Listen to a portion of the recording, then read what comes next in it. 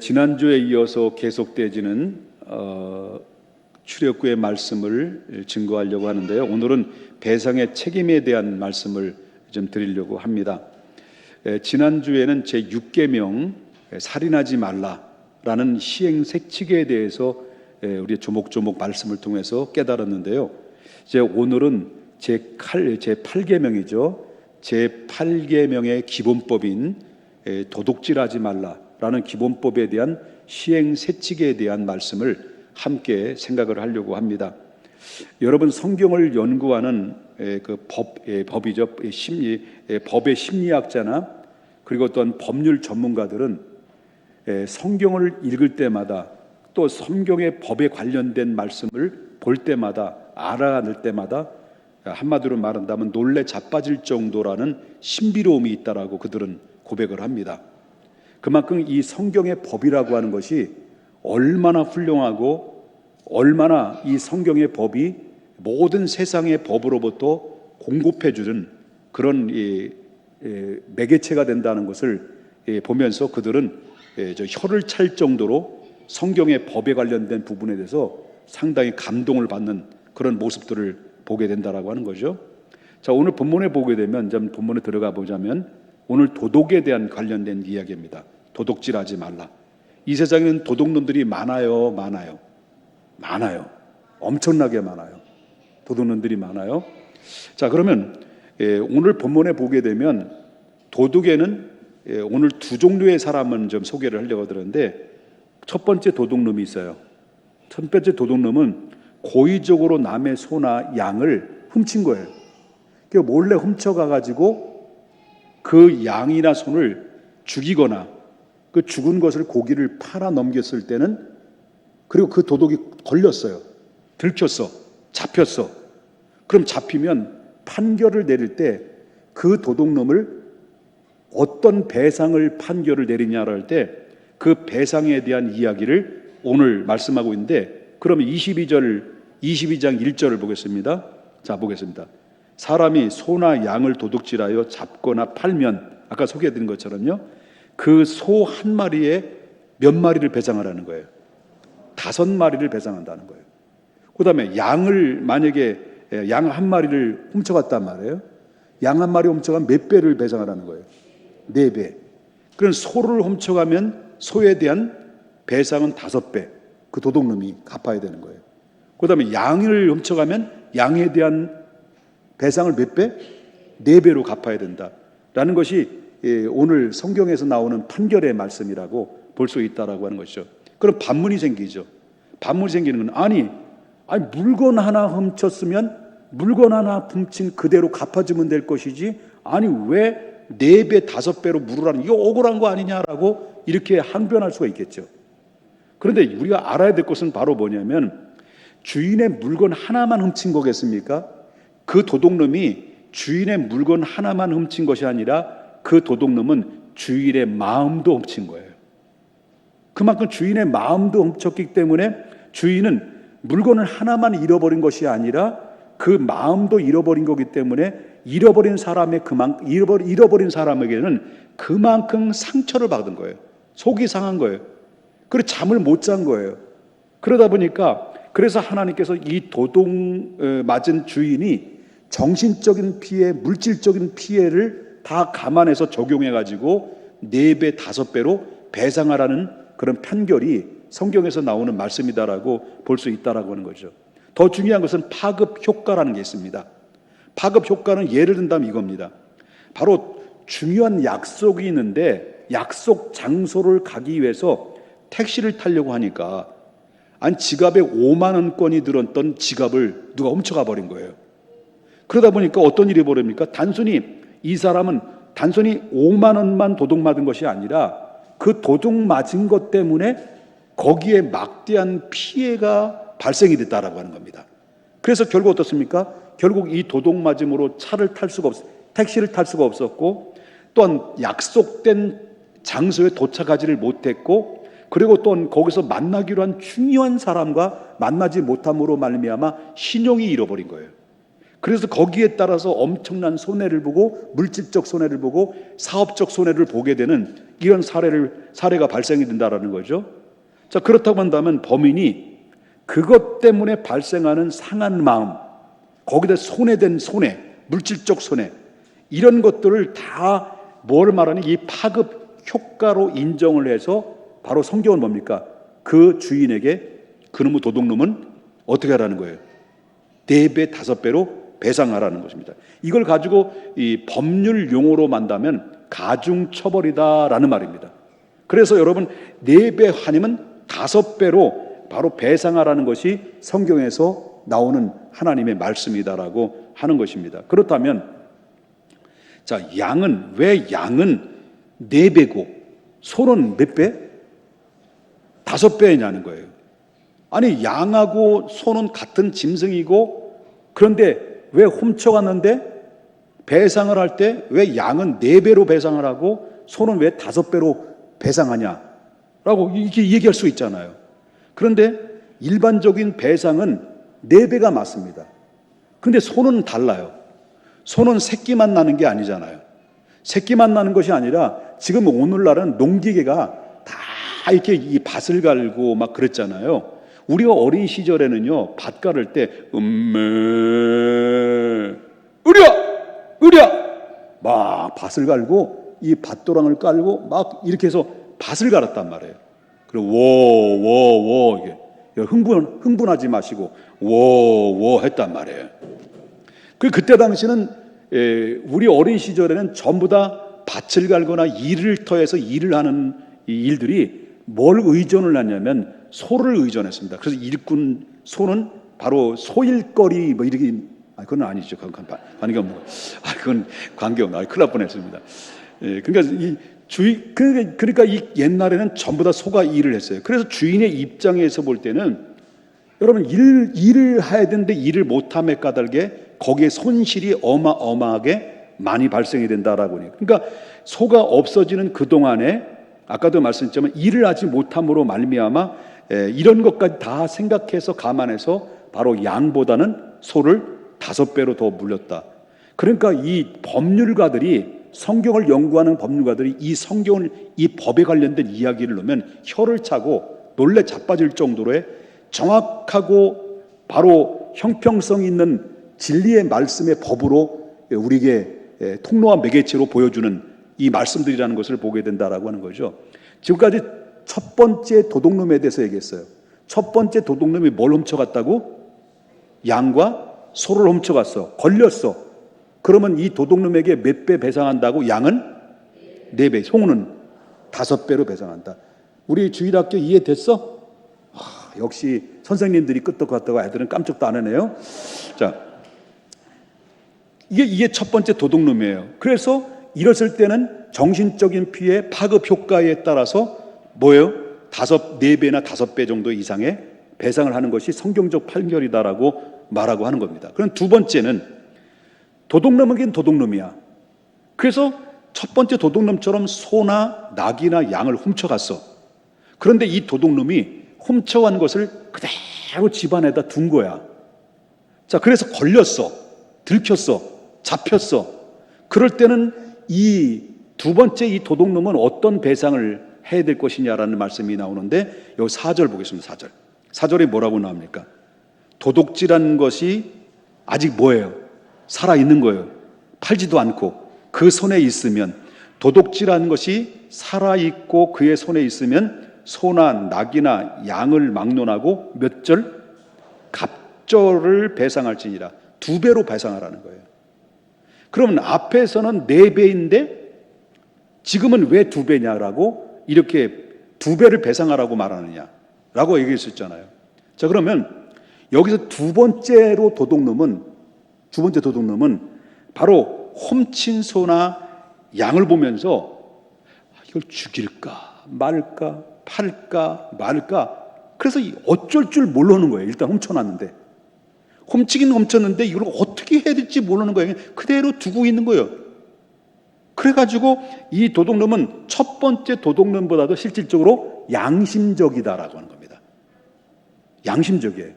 그러니까 웬만하면 첫 번째 도둑놈은 막 그를 잡자마자 빨리 처분해가지고 빨리 공급망에서 통해서 중간책을 통해서 자서 이득을 취하는데, 이 둘째 도둑놈은 어쩔 줄 모르는 거야. 그래서 집에다 속된 말로 꼬부쳐 놓은 거야. 그럴 때 이 사람은 이렇게다 못하고 저렇게 못하고 어쩌다 내가 왜 이렇게 됐지라고 막 후회도 하고, 이렇게 될 때 이 사람은 양심적인, 그래도 도둑놈은 나쁜 놈이지만 그래도 양심은 남아있다라고 해서 2배로 배상을, 4배에서 절반을 줄여서 2배로 배상을 했다라고 하는 거죠. 그러면 도둑놈이라고 해서 다 똑같은 도둑놈이 이런 거 보면 아니다라고 하는 거죠. 그리고 첫 번째 도둑놈은 훔친 것을 아주 거침없이 과감하게 죽여버려요. 그리고 신속하게 팔아버리는, 실질적으로 습관화되고 조직화되고 그리고 또한 기업화된 이런 도둑놈이라고 말한다고 한다면, 두 번째 도둑놈은 어떻게 훔치긴 훔쳤는데,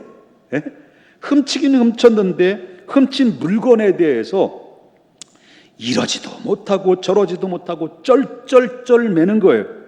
그래서 나온 노래가 이러지도 못할 줄을 난 정말 몰랐었네. 아으 아으 아으 아으 아으 아으 친정 난 몰랐었네.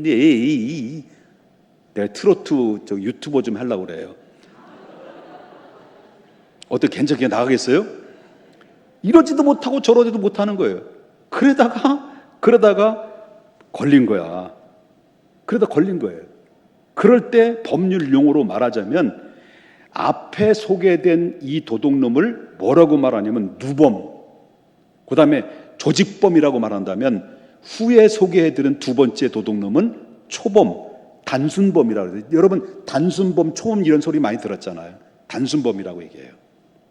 같은 도둑인데 악질적이 있고 좀 더 정말 정상을 참작해줘야 될 도둑이 있다라고 하는 것을 이야기하고 있습니다. 이 성경은 그것을 얘기하고 있습니다. 그래서 전자는 4배, 후자는 몇 배? 2배로 배상하기는 갚으라는 것이 성경에 나오는 판결의 말씀이라고 볼 수 있다는 거죠. 자, 지금까지 이 말씀은, 도덕에 관련된 이 말씀은 제 10계명 중에서 8계명에 해당되는 도둑질하지 말라라는 이 말씀에 대해서 시행세칙에 관련된 이야기를 제가 설명을 드렸습니다. 그렇다면 이 10계명의 시행세칙에 대해서 특별히 오늘 본문에는 도둑에 대한 배상에 대한 말씀이 나오는데, 이 도둑에 대한 배상을, 시행세칙을 설명하는데 그 시행세칙의 기본법이 뭐냐, 이 기본법이 어떤 법에서 시행세칙으로 설명을 드렸냐면, 그 기본법이 바로 뭐냐면 10계명에서 제8계명인 출애굽기 20장 15절에 나오는 말씀입니다. 자, 보겠습니다. 지난번에 우리 들었죠? 8계명에 뭐 하지 말라는 거예요? 도둑질하지 마라. 그 다음에 이제 17절을 보십시다. 내 이웃의 집을 뭐 하지 말라는 거예요? 탐내지 마라. 이 두 구절에서 도둑질하지 마라, 탐내지 마라는 것은 같은 맥락을 가지고 있잖아요. 같은 남의 것을 취하는 거잖아요. 그렇죠? 그래서 이 성경의 골로새서 3장 신약에서 5절에 보게 되면, 도둑질은 뭐에서 나오는 거냐면, 도둑은 탐심에서 나오는 거다. 이 탐심에서 나오는 것이고, 그 탐심은 곧 뭐냐면 우상이라고 하는 거야. 우상. 그래서 이것은 성경적으로 말한다면, 이 탐심이 왜 우상이 되느냐, 탐심이 왜 우상이 되느냐를 때, 왜 자꾸 사람들은 남의 것을 욕심을 내고 남의 것을 훔치는 이유가 뭘까요? 그 이유는 영적으로 이게 말씀을 드린다고 한다면, 하나님에 대한 트러스트, 신뢰가 뭐예요? 무너졌기 때문입니다. 신뢰가 약해지기 때문에 그 안에 탐심이 작용이 되면서 결국 어떻습니까? 하나님에 대한 신뢰가 무너지게 되면, 그래서 결국 자기의 힘으로 남의 것을 결국 강탈하고 빼앗는 이런 본질적인 행위가 그 안에서 밑바닥에서 흐르고 있다라고 하는 겁니다. 그리고 이 탐심이라는 것은 무서운 우상이 되어진다는 것을 보게 되는데요. 성경에서 보게 되면 이 탐심이 왜 생기는지에 대해서 말씀을 좀 들었습니다만은, 아까도 말씀한 신뢰가 무너지면 탐심이 생긴다. 누구에 대한 신뢰라고 그랬습니까? 하나님에 대한 신뢰가 무너지게 되면 그때부터 하나님에 대한 두려움이 사라지면서 그 속에 탐심이 그 불일 듯 일어나면서 남의 것을 취하려는 그런 본능적으로 행위가 튀어나오는 것이다 라고 하는 것을 보게 된다는 거죠. 여러분들은 도둑질을 안 해봐서 그런 마음은 모를 거예요. 저는 알아요. 또 째려보시니까 자, 성경을 보면 이 탐심에 대해서 한번 생각해 보십시다. 여러분 사무엘 하에 12장 1절부터 6절에 나오는 말씀인데요. 이 다윗 왕이 있어서 다윗 왕, 성경에 나오는 다윗 왕. 너희들 다윗 왕 아니?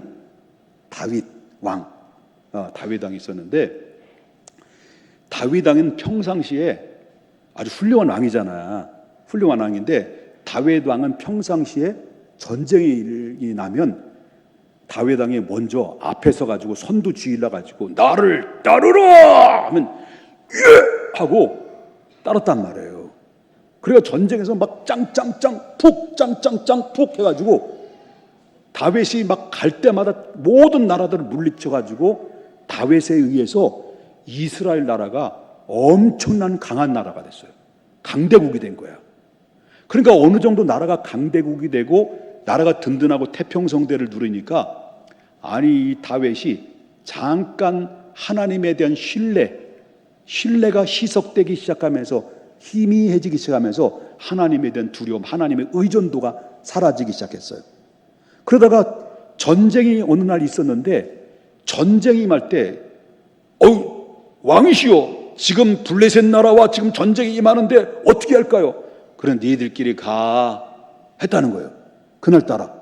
그래가지고 이 다윗은 너희들끼리 가 하고 다 보내고 나서 다윗궁 성전에 다윗궁에서 혼자 자빠져가지고 낮잠을 자다가 옥상에 올라간 거야.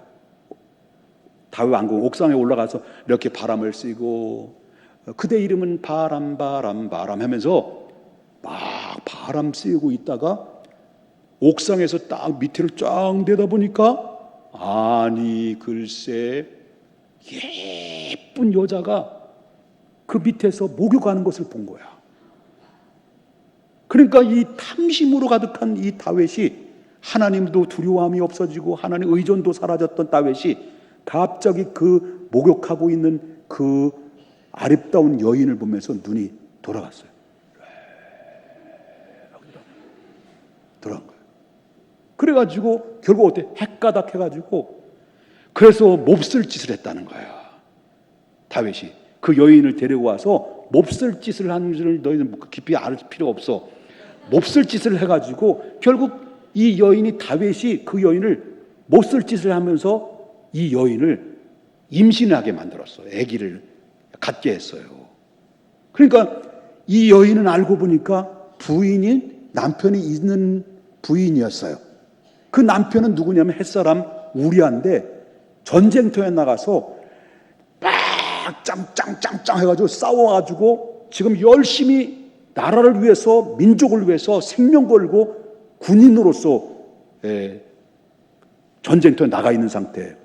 그 사이에 다윗은 혼자 있다가 그 우리아의 부인을 못쓸 짓을 해가지고 임신을 시켜놓으니 남편이 돌아오면 알잖아.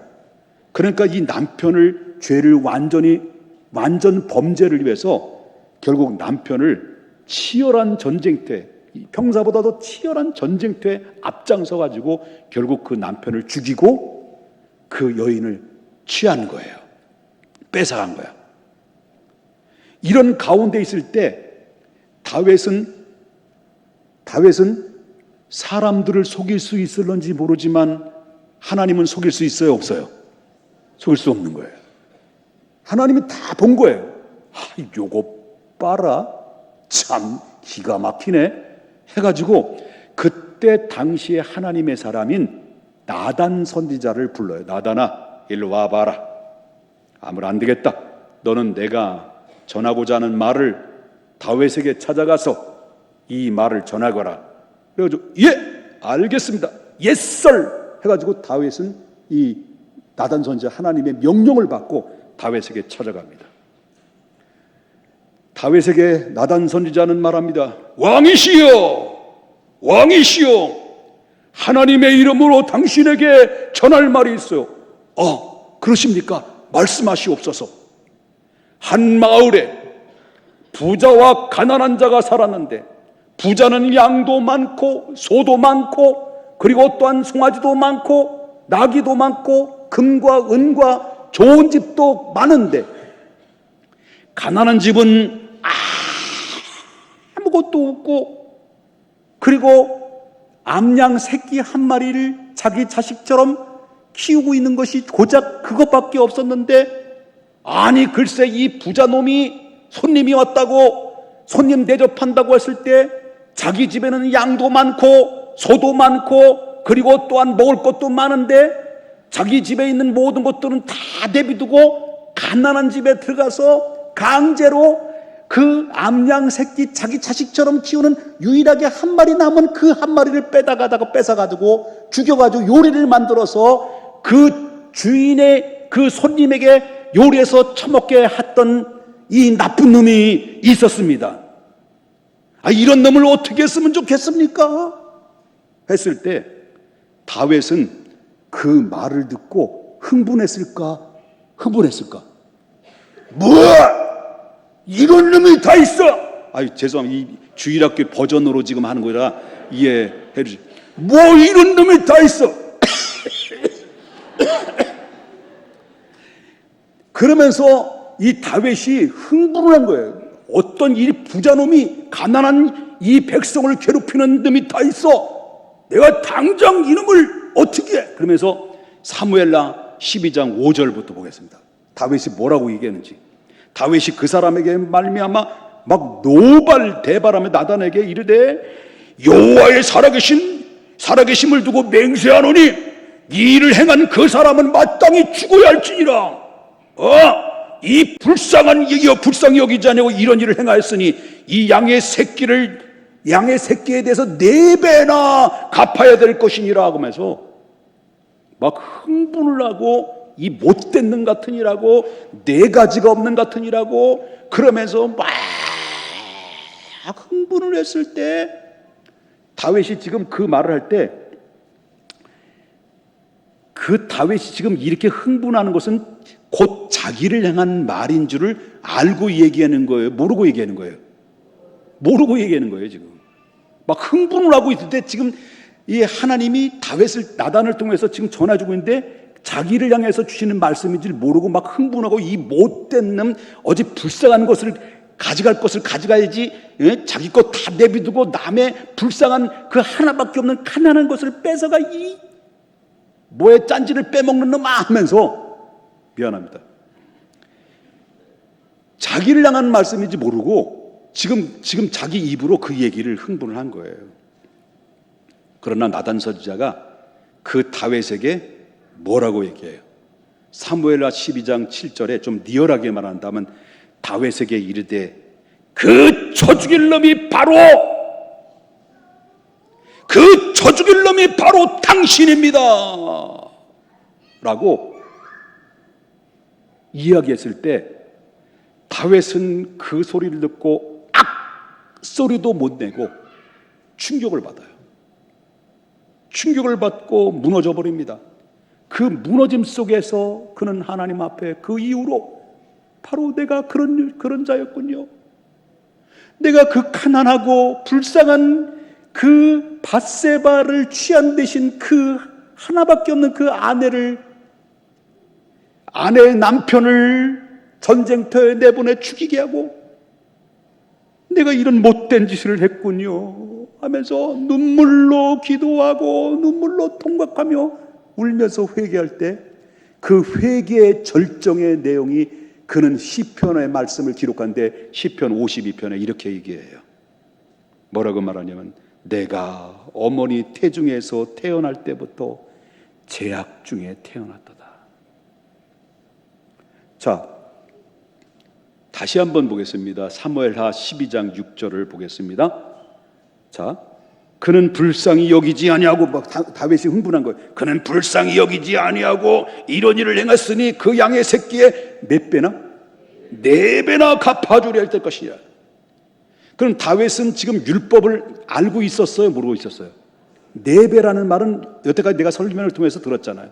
이 4배를 갚아야 줄 것이라는 말은, 이건 제 4배 갚아줘야 될 것이라는 말은 누가 얘기한 얘기예요?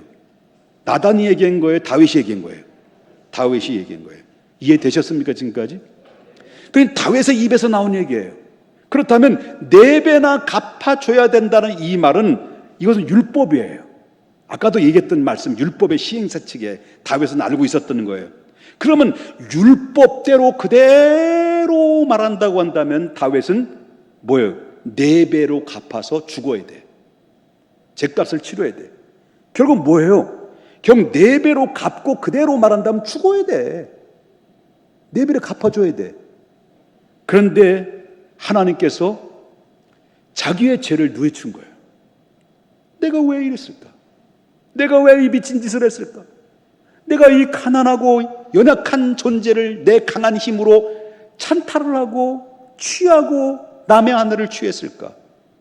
라고 하면서 후회하면서 하나님 앞에 죄를 고백했을 때 하나님께서 그 죄를 고백하는 다윗의 죄를 용서해 줘요. 하나님이 긍휼로 베풀어 주셔요. 그러나 단 죄는 용서받되 죄값은 치러요. 이게 굉장히 중요한 얘기예요. 죄는 용서받았어요. 회개했어요. 하나님, 내가 죄했습니다. 하나님, 내가 태중에 태어났고 태중에 죄 중에 죄악 중에 태어났습니다라고 하나님 앞에 통회하고 자복했을 때 하나님께서 그 모든 죄를 용납했어요. 그리고 왕권을 계속 이어지게 했어요. 그런데 죄값은 그대로 받았어요. 이게 중요한 관건이에요.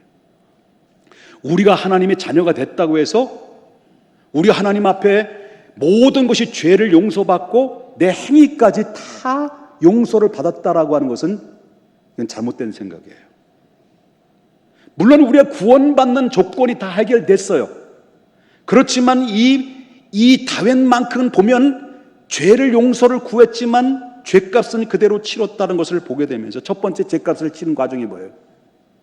그 남의 아내를 취해서 임신시켰는데 그 태중에 있는 아이를 데려가 버려요. 그래서 죽어요. 그리고 나서 결국 어떻습니까? 다윗은 무시무시한 그 이후로부터 바로 하나님께로부터 용서와 긍휼함을 통해서 받았지만 죄값의 혹독한 시련들을 그때부터 겪어요. 그 이후로부터 무시무시한 인생의 사풍이 불어오는데, 아까도 말했지만 태중에 있는 아기를 데려갑니다. 그 다음에 압살롬 아들름에 의해서 반기를 들어가지고 아들이 아버지를 배반해. 다윗을 배반해. 그래가지고 자기 왕이 되겠다고 그 다윗은 그 아들의 반기 때문에 신발도조차도 신지 못한 상태에서, 그래서 다윗 왕궁에서 다윗은 쫓겨나요. 아들로부터 버림을 받아. 그리고 뿐만 아닙니다. 여기서 끝나는 것이 아닙니다. 백주대낮에 다윗의 아들이 그 다윗의 첩과 이 다윗성 지붕에서 정말로 아버지의 첩들과 끔찍한 음행을 저질러요. 그리고 얼마나 자존심 상해입니까? 내가 거느리고 있는 이 첩과 내 아들이 성적인 관계를 갖는 이 모습을 보니 얼마나 기가 막힙니까? 자기가 행했던 모습들을 그대로 받아가요. 다윗이. 이걸 보면서 우리 뭘 느낄 수 있습니까? 우리 용서를 받아요. 구원받아요. 그러나 우리가 이 땅에 살아가면서 잘 살아야 된다는 거예요. 잘 심어야 된다는 거예요. 잘 심어지 않으면 안 된다는 거예요.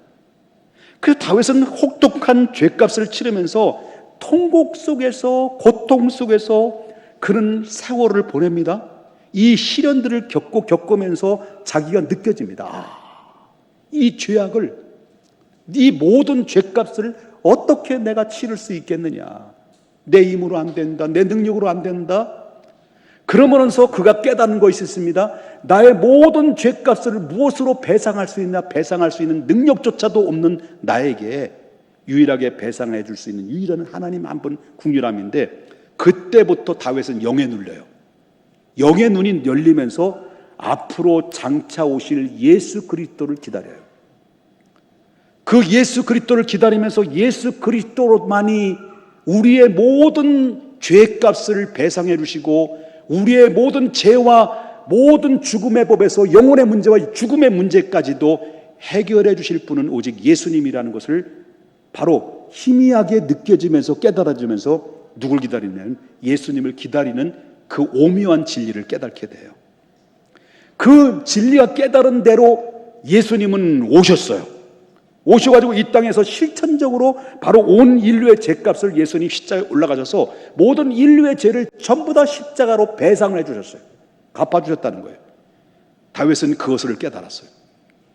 여러분, 인생은요, 빈손으로 왔다가 빈손으로 가는 게 인생이에요. 여러분, 태어날 때 금가락지 끼고 태어났어요? 여러분, 이 세상에 태어날 때 목걸이에 금목걸이 태고 태어났어요?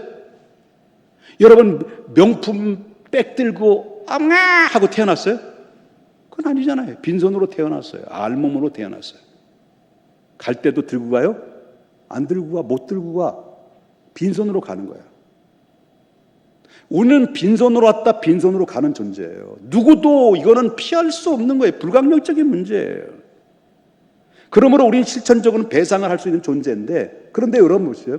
빈손으로 왔다 빈손으로 가는 우리 인생 속에서 이 땅에 살아가면서 특별히 우리는 어떤 삶을 살아야 되겠습니까? 우리에게 주어진 하나님의 주신 축복과 기회를 하나님과의 긴밀한 관계를 통해서 어떻습니까? 바로 신뢰의 문제가 돈독해져야 된다라고 하는 겁니다.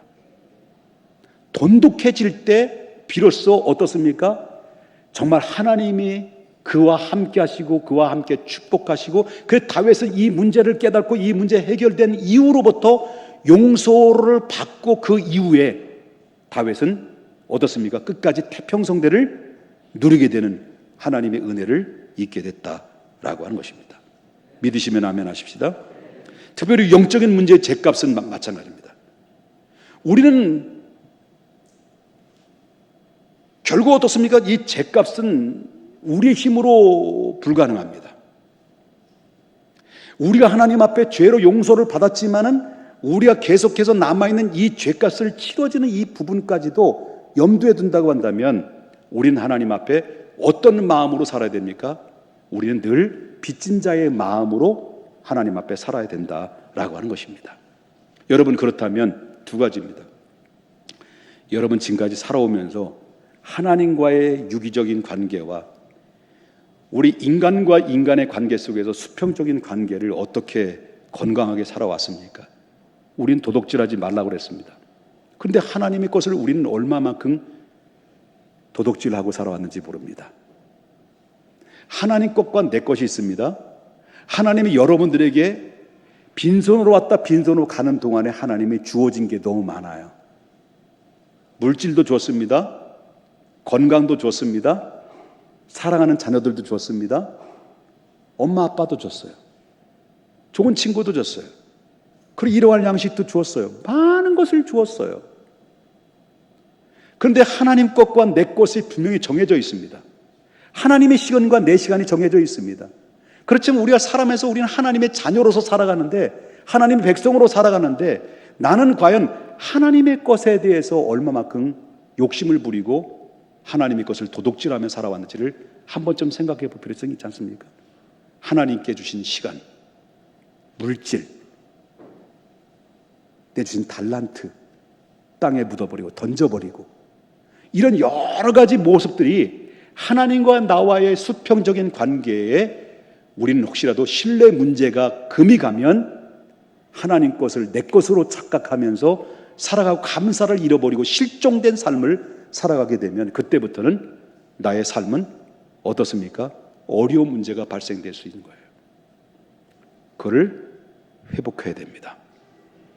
하나님과 나와의 관계가 회복할 때 그 안에서 진정한 자유와 행복을 회복할 수가 있다라고 하는 것입니다. 인간과 인간의 관계도 마찬가지입니다. 우리는 남의 것을 쉽게 여겨서는 안 되는 거죠.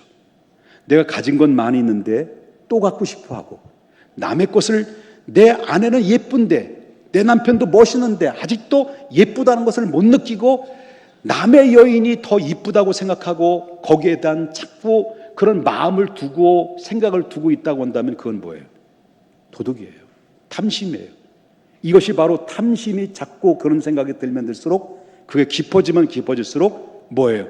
하나님의 신뢰는 무너지고 행동화가 되면 그때부터 남의 것을 내 것은 양 착각하고 도둑질하는 모습을 보게 됩니다. 남의 마음을 빼앗고 남의 생각을 빼앗고 남의 물건을 빼앗고 그러면 자기가 밟고 일어서려고 하는 이런 못된 근성들이 우리 속에 예수 그리스도를 믿는 백성들 안에서도 얼마든지 작용될 수 있기 때문에 하나님과 나와의 관계가 바로 정립되고 인간과 인간의 관계 속에 바로 정립됐을 때 우리는 하나님께로부터 값없이 주시는 용서를 받은 빚진 자로서의 삶은 뭐냐? 이제는 모든 주변과 내 이익과 내 형제들을 사랑하고 배상하는 마음으로 그리고 공급하고 남의 물건, 남의 생각, 남의 모든 소중한 것을 존귀하게 여기고 소중히 여기는 마음이 그것이 바로 하나님의 마음이고 긍휼하는 마음이다 라고 하는 것을 믿으셔야 될 줄 믿습니다. 이해되시면 아멘 하십시다. 우리 그런 마음으로 살아갈 수 있기를 주님의 이름으로 축원합니다. 축원합니다. 네, 기도하겠습니다.